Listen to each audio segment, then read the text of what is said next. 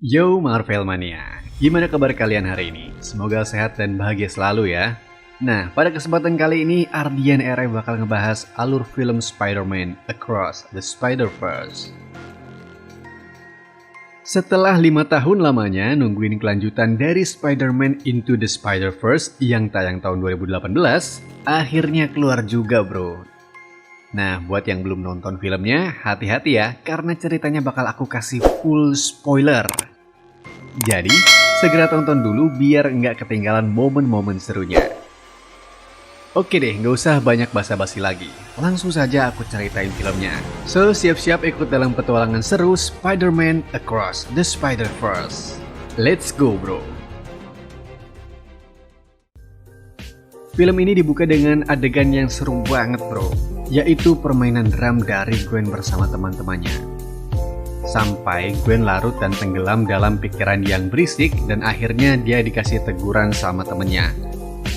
Ternyata si Gwen moodnya lagi jelek nih dan dia ngerasa kesel banget, jadi dia langsung cabut ninggalin temen-temennya. Gwen tuh merasa super kesepian bro. Dia kangen masa lalu bareng si Peter, salah satu dari 2 orang yang bener-bener paham dia dan nerima dia apa adanya. Tapi sayangnya si Peter tuh kurang berani, jadi sering dibully teman-temannya. Nah, buat bisa jadi kuat dengan cepet, dia nekat minum ramuan kimia. Berharap bakal bikin dia jadi powerful banget. Suatu hari, dia pas datang di perayaan pesta, tiba-tiba muncul monster, bikin dia kaget setengah mati. Gwen si Spider-Woman akhirnya berhasil mengalahkan monster itu bro. Tapi apa daya, setelah itu dia baru nyadar kalau monster itu sebenarnya adalah si Peter. Sedih, bersalah, bingung dan penuh penyesalan semuanya nyerang perasaan Gwen deh.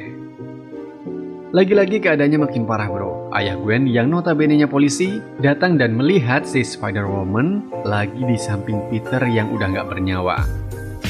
Setelah kejadian pahit itu, ayah Gwen punya tekad kuat buat nangkap sosok Spider-Woman ini. Padahal dia nggak tahu kalau Spider-Woman adalah anaknya sendiri. Suatu saat, Gwen pulang dari aktivitasnya. Dia dikejutin sama kabar perkembangan kasus Peter. Di tengah-tengah perbincangan mereka ada laporan tentang munculnya monster lagi, yang bikin sang ayah harus buru-buru pergi ke TKP. Gwen sebagai Spider-Woman juga nggak bisa tinggal diam. Nggak mau kalah, dia langsung aksi bro. Si Gwen tahu kalau musuh yang dihadapin kali ini nggak main-main. Dia langsung ambil inisiatif buat menahan para polisi di luar. Dan beneran bro, monster kali ini datang dari dimensi lain. Disitulah pertempuran seru mereka dimulai. Gwen yang udah kayak terdesak tiba-tiba dapat bantuan dari Spider-Man lain bro. Yap, dia tuh Miguel Spider-Man dari dimensi lain. Dan bukan cuma itu, dia juga jadi ketua dari kelompok Spider Society. Nah, kelompok keren ini isinya Spider-Man hebat dari segala penjuru universe. Para Spider-Man ini punya tugas yang gak main-main, yakni menjaga kedamaian dan keseimbangan antar universe. Kehadiran Miguel ternyata gak cukup buat mengubah situasinya, dan dia harus minta bantuan dari rekannya. Anjay, tiba-tiba datang lagi Spider-Man cuy, dan kali ini seorang perempuan dan dia hamil lagi. Rupanya si Spider-Woman ini bernama Jessica Drew.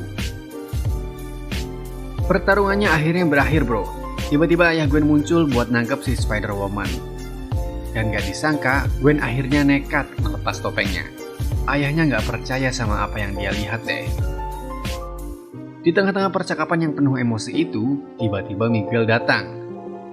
Dan langsung menahan ayah Gwen. Si Drew yang kasihan lihat kondisi Gwen akhirnya mencoba membujuk Miguel supaya bisa menerima Gwen di kelompok mereka. Setelah Miguel setuju, Gwen dengan berat hati harus ninggalin ayahnya. Oke bro, kita pindah ke universe-nya Miles Morales. Suatu hari dia lagi mampir di sebuah supermarket. Tahu-tahu ketemu sama penjahat kocak namanya Spot. Ini penjahat kelihatan sepele banget dan lucu abis pokoknya. Gak lama mikir, Miles langsung beraksi buat nabok tuh si Spot. Kayaknya dia lagi buru-buru abis ya bro. Soalnya hari ini ada pembagian rapor sekolah. Meski begitu, dia tetap berani ngadepin penjahat bro. Gokil abis dah. Miles yang udah sampai di sekolah langsung bertemu orang tua dan kepala sekolah. Mereka ngobrol serius tentang masa depan Miles. Gak nyangka, di tengah diskusi itu, Miles lihat kalau si Spot penjahat yang tadi dia tangkap berhasil kabur dan bikin ulah lagi. Gak pakai mikir, Miles langsung cabut lagi buat ngejar si Spot yang jahil itu. Tingkahnya itu bikin orang tuanya kesal. Ayahnya yang notabene polisi juga ikut-ikutan ngejar si Spot. Di tengah perkelahian seru antara Miles dan Spot, akhirnya terungkap fakta penting yang bikin kita paham alur film ini bro. Ternyata Spot dulunya adalah satu pekerja di sebuah perusahaan yang menjadi aktor utama atas semua kejadian terburuk di film sebelumnya. Dulu perusahaan tempat Spot kerja bikin mesin buat buka portal antar dimensi. Nah, laba-laba yang menggigit Miles berasal dari dimensi lain. Dan Spot juga punya kekuatan karena dampak radiasi dari ledakan mesin portal yang hancur di film pertama. Intinya kekuatan Miles dan Spot saling berhubungan coy. Spot jadi benci banget nih ke si Miles karena gara-gara itu dia kehilangan segalanya. Wajahnya, pekerjaan, teman-teman, dan masa depan. Oke, lanjut ceritanya. Spot yang pengen menyerang Miles dengan kuat malah nggak sengaja nendang bokongnya sendiri cuy. Emang kocak banget dah film ini. Tapi di sisi lain, di tempat Spot berada, kejadian konyol waktu dia nendang dirinya sendiri malah bikin dia upgrade kekuatannya secara nggak sengaja cuy. Jadinya, dia bisa berpindah-pindah ruang dan waktu antar universe. Miles datang telat pas acara pengumuman kenaikan pangkat ayahnya. Jadi kedua orang tuanya tuh kecewa banget sama dia. Ditambah lagi, Miles gak mau cerita dan bikin ayahnya marah sampai menghukum Miles. Miles akhirnya pergi ke kamarnya buat tenangin diri tuh. Tapi gak disangka-sangka, Gwen, sang pujaan hati Miles, tiba-tiba datang dari dimensi lain. Gwen ajak Miles keliling buat melepas rindu dan ceritain soal Spider Society. Lalu Gwen juga terlihat menaruh sebuah alat untuk memata-matai Spot. Kisah mereka seperti LDR. Miles dan Gwen saling cerita tentang kehidupan masing-masing. Miles ajak Gwen ke acara ayahnya, dan di sana Gwen jelasin kalau jam tangan yang dia pakai bisa berkomunikasi dengan Spider-Man dari universe lain. Jamnya juga bikin penggunanya nggak ngalamin glitch, jadi nggak kayak penjahat di awal film yang glitchnya parah. Miles minta Gwen bawa dia ke Spider Society, tapi sayangnya Gwen tolak permintaannya. Di tengah perbincangan mereka, orang tua Miles datang. Mereka saling kenalan, tapi tiba-tiba ada panggilan mendadak, dan ayah Miles sebagai seorang polisi pergi menerima panggilan tersebut. Ternyata gedung di mana Gwen naruh alat pengintai udah kacau parah, dan dipenuhi sama polisi. Gwen langsung ke gedung tersebut dan Miles juga ikut-ikutan ngintai pakai kekuatan kamuflasenya. Gwen kemudian mereka ulang pakai alat canggih dan kelihatan jelas kalau Spot punya replika mini dari mesin pembuat lubang antar dimensi. Bro, lanjut ceritanya ya. Jessica Drew coba minta penjelasan ke Gwen atas apa yang terjadi. Ternyata bener. Tujuan Gwen ke dimensi Miles bukan buat ketemu dia, tapi buat menghentikan Spot yang bisa merusak keseimbangan universe. Siapa sangka, penjahat receh dan kelihatan remeh, tapi ternyata so overpower gitu. Dan sekarang, karena dia udah bisa berpindah dimensi dengan cepat, Drew langsung suruh Gwen buat cepet-cepet ngurusin masalah yang udah dibuat oleh Spot. Miles yang gak mau kehilangan Gwen lagi, akhirnya juga putusin buat ikutin Gwen.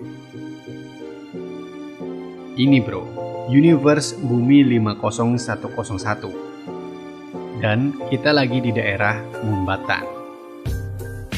Gwen hampir bisa tangkap Spot, dibantu sama Miles, tapi mereka berdua masih kewalahan. Tapi nggak cuma mereka berdua bro, Spider-Man dari universe ini juga ikut hadir, yaitu Pavit Prabhakar. Biar nggak ribet kita panggil dia si India aja ya.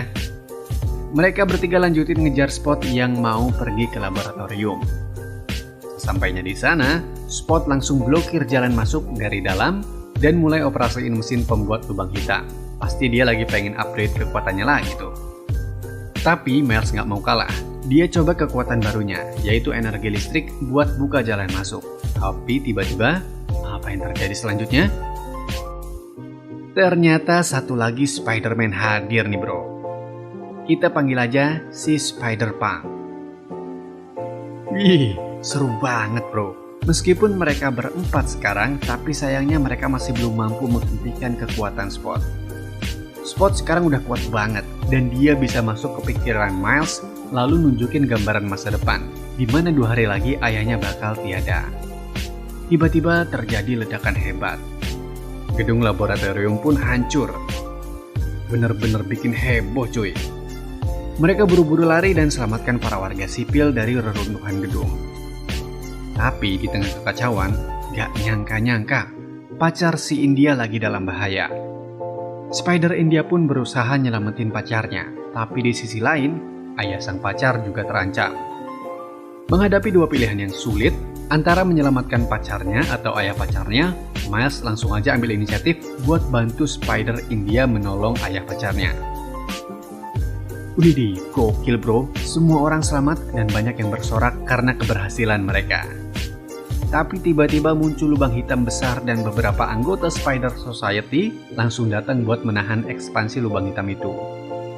Drew kemudian mengundang Miles buat ketemu Miguel.